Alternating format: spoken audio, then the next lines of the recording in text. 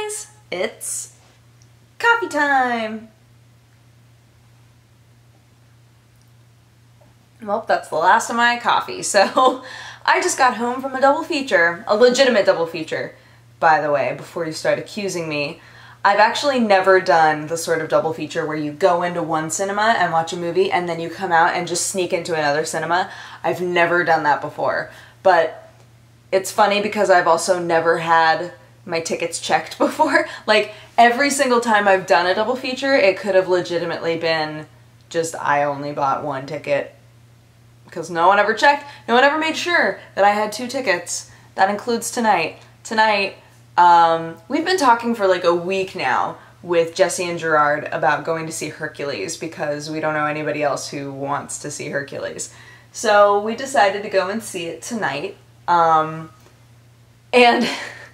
basically, like, they decided that they wanted to do, I almost said Swords and Stitches. They decided that they wanted to do K-barbecue for dinner, and I was like, oh, that sounds fantastic. I love K-barbecue. I haven't been in quite a while. And it turned out that they wanted to go see a 6 o'clock movie, so they wanted to do dinner at 5. And I was like, that's gonna be hard for me because I'm taking Watson to the vet at 4. So, I mean, I'll join you guys when I can join you, but I'm not gonna promise anything. Like, at the very least, I can just meet you guys at the cinema, right? So, after Watson and the vet, which I will tell you about that, but after Watson and the vet, we all met up at K-barbecue. I was like a half an hour late, but when I got there, like, food was starting to show up, and I was really excited about that. I was like, I came at the perfect time. But essentially we wound up not even going to the like 6-something movie because, well, we were eating. We were eating for a while. And it made me laugh because originally when we talked about it, we were like, no, we gotta go to an early movie because Jesse and Gerard wanted to go see Guardians of the Galaxy immediately after and do the double feature. And so we were like, well, we're not gonna do the double feature, but, you know, we'll go see Hercules with you early on. That'll be fine. And of course we wound up doing the double feature and going to see Guardians of the Galaxy because I was like, oh, I still haven't seen it, I want to see it so bad, and Sam was like, me too, let's just do it, and we were like, okay. So we got to hang out with Jesse and Gerard for like a long time, and that was awesome, and Jesse's cousin, because, man, it's been a hot minute since I like legitimately hung out with either of them. So we were kind of like, let's make a night of it, let's just spend time together, let's see some good movies, and man, both of those movies were exactly what I wanted. Like, the Hercules movie was the rompin' good time, bad good movie that I wanted. Like, it was so bad in all the best ways. It was amazing. I loved it. And then Guardians of the Galaxy was legitimately like a great funny movie. Like, funny, lots of great action, just a good story. I loved that. So my night in general was a very good night, but I know you guys want to hear about Watson. You want to hear about my little baby Watson. So I brought Watson in, and Watson is so unlike Sherlock, it is baffling to me. Watson, when she's in a vet's room, she immediately is exploring everything. She wants to sniff everything, she wants to look at everything, she wants to know where she is, right?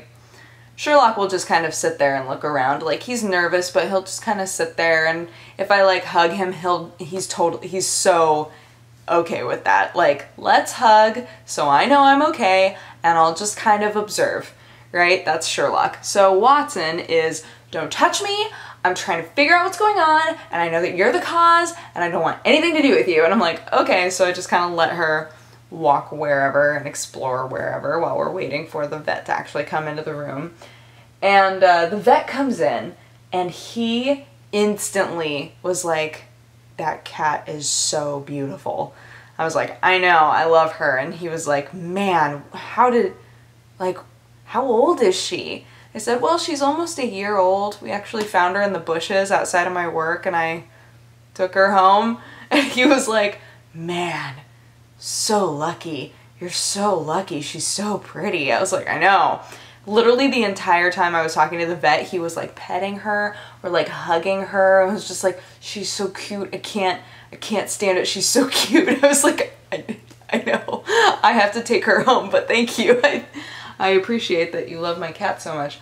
Basically, So he said, it doesn't sound like there's a problem, really. He was like, so describe like what you're concerned about. And I said, well, she's been meowing a lot and she has never peed somewhere she wasn't supposed to pee before, and she peed on our futon a couple of days ago, and that was very strange to me.